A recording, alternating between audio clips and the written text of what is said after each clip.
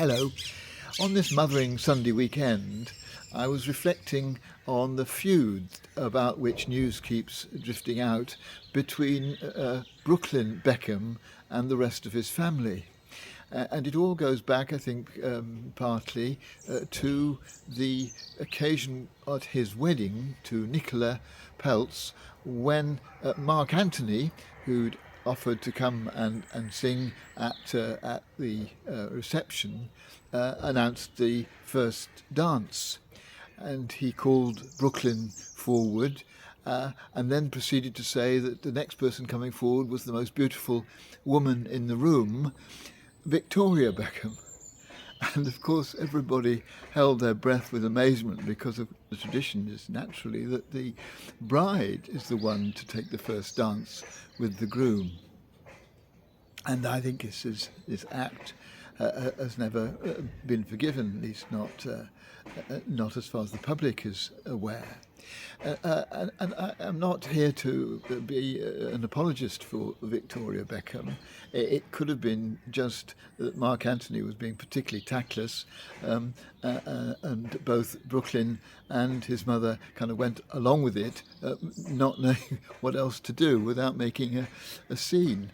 But it's also possible, of course, that Victoria was very pleased to be given, as the mother of the bridegroom, pride of place on this day. And it reminded me of the sort of things of which we expect mothers. We expect mothers to be self-sacrificial. We would think that on a day like this, her first thought would be for exactly what Brooklyn wanted, not what she wanted. And clearly what Brooklyn would have wanted would be to have the first dance with his new wife. And we expect mothers to have this self-sacrificial attitude without really realizing sometimes what it costs them.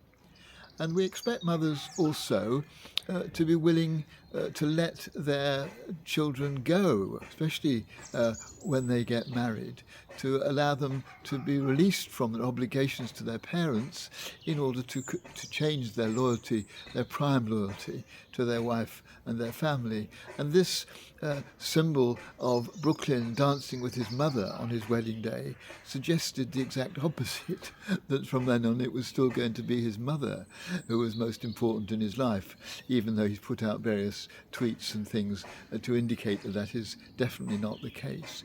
I don't envy the role of mother in this context, because there are expectations, there are ways in which we expect mothers to behave, and sometimes it demands a lot of them.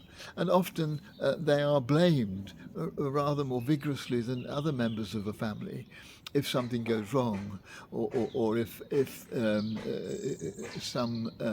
some difference of opinion or feud begins to develop.